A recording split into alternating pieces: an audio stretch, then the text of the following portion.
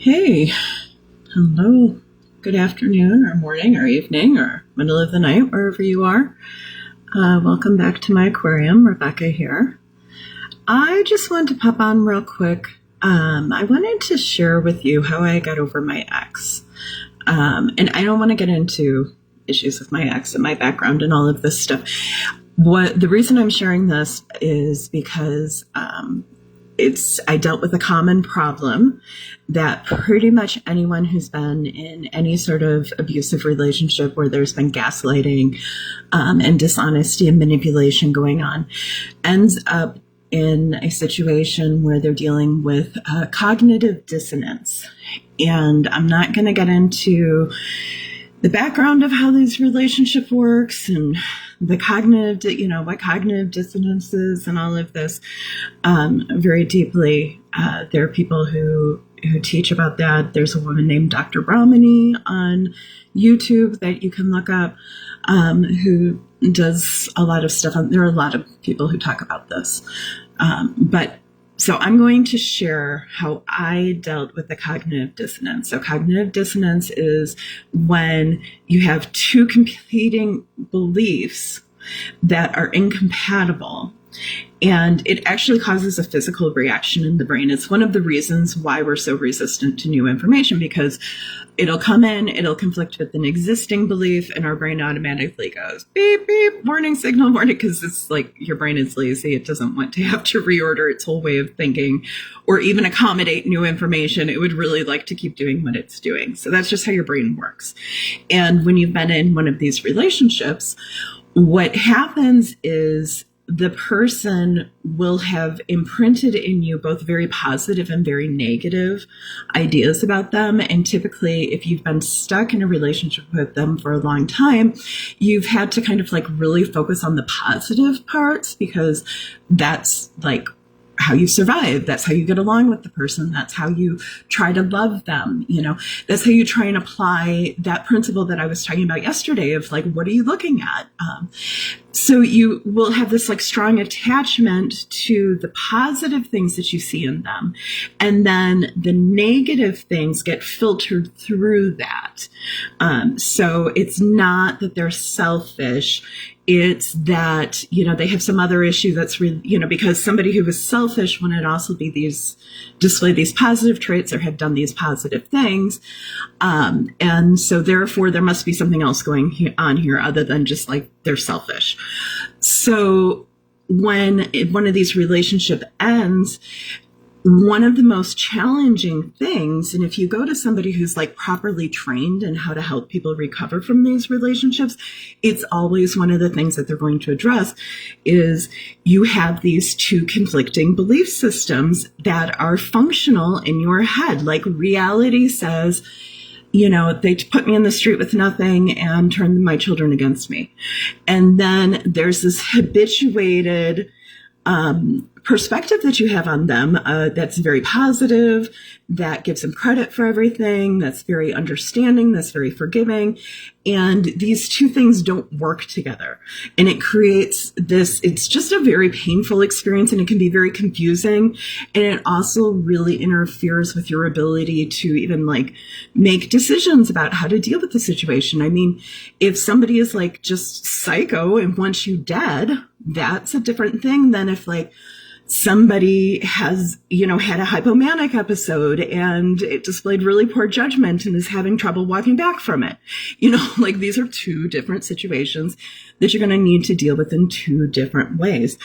And so the longer this cognitive dissonance goes on, the longer it's going to be before you can like kind of start addressing what's actually happening and stop wasting your time trying to figure out how to make things work as if, like if I just said the right thing, if they just understood, maybe if I did this, maybe if there was pressure applied here, all these other things, all that's wasted energy if what you're really dealing with is like, they're a psycho and they want you dead.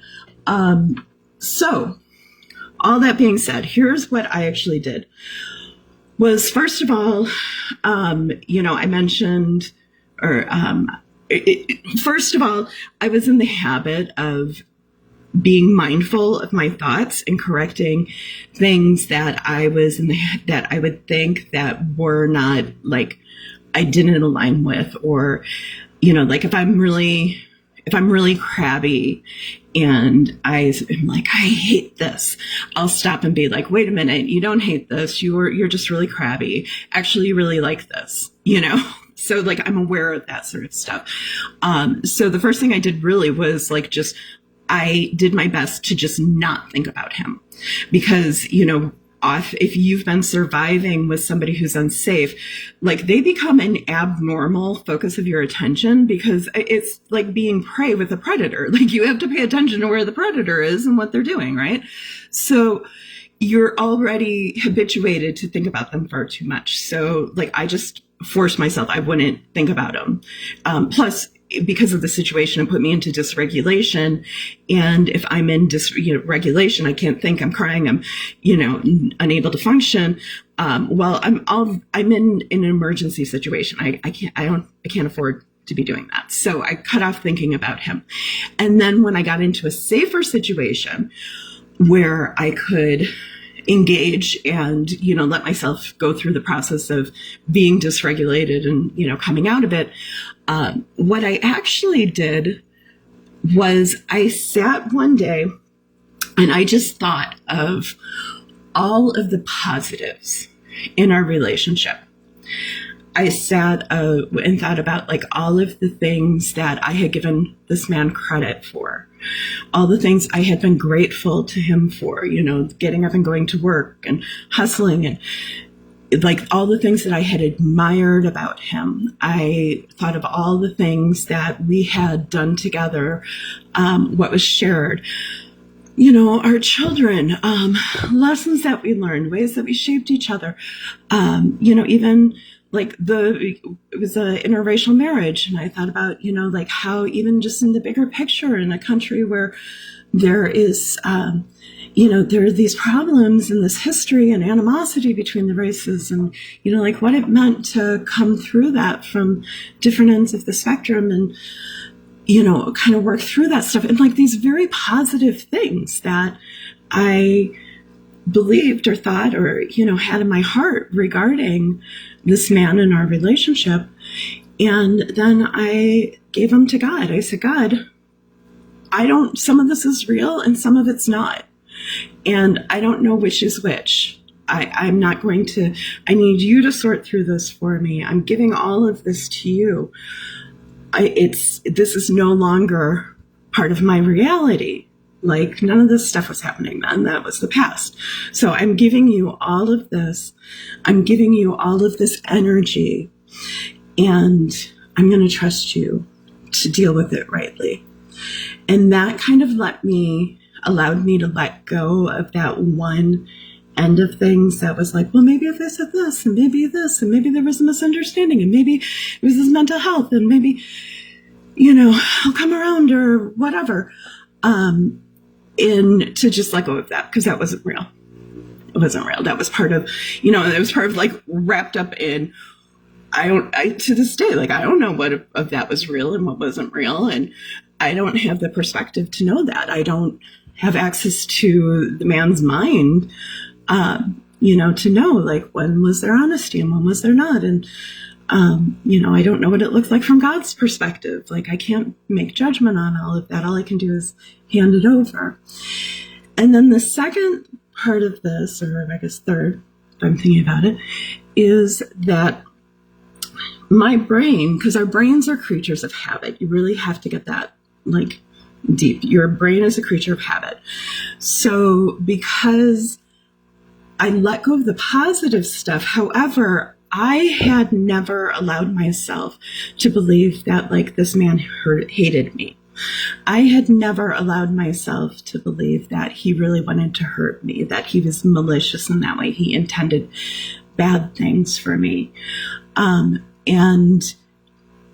that was like very clearly the evidence, like there was nothing, there really wasn't anything practical on the side of not being psycho and wanting me dead. Like there just was no evidence of it. I won't get into it, but there was that column was blank, completely blank. So I actually had to like force my brain to accept a new reality.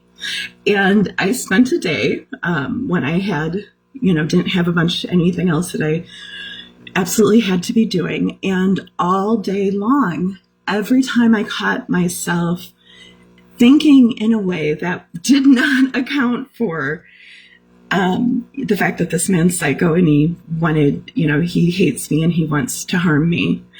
I just sat there, I corrected myself. Like I absolutely forced into my brain, he hates you and he wants to hurt you. Like I just had to force my brain to adopt reality. The reality that I was living, and stop trying to find some other explanation, some other way through. Like if there is one, I have no evidence of it. Somebody will have to like actually bring me something to make me go, oh, okay, I guess I misunderstood that. But at this point, I don't have a lick of evidence. So this is the reality that I live with. And these two things together, like obviously you can't undo kind of the neural pathways that you have been using constantly for decades. Just, in 2 days, sit and meditate and do this and then convince your brain this. But it took me most of the way. It took me most of the way there. And then it was just a matter of keeping that mental discipline that when I caught myself thinking something that wasn't real, to stop and correct, like whatever. And then let me add as a bonus. Once I work through this, like really, unless I am speaking about the man, I am not thinking about the man. If people who are like this will suck up all of your time, all of your energy, all of your emotions, they will suck. Like literally, there was one point where we had separated and suddenly my house was clean because I wasn't spending like 2 hours a day dealing with text messages from him being nasty. Like, and being nasty about, the house not being clean. Like, it was ridiculous. So yeah, whoever it is, they have taken up enough of your mental time. Like you have thought about them enough. You have experienced emotion around them enough. Teach your brain, this is reality, and then move on. Focus on other things because there are much better things in this world. These people have already taken way too much time of your too much time, too much energy, too much effort. If you take all the time and energy that you would spend trying to deal with them and put it into something productive, put it into something that benefits you, like if you can't help but think about them, get mad and go do something productive, right? So anyways, there you go. That is how I got over my ex. If this is interesting, useful, helpful, please like, comment, share. Do check out my website, theupsidedownworld.com. You can find links to all my socials over there, books, merchandise, Patreon, however you would like to support me because, it's a wild world out there and I'm just trying to help through. Share the little bit that I know from where I've been. So anyways, you guys have a good day. Love y'all. Talk to you later. Bye.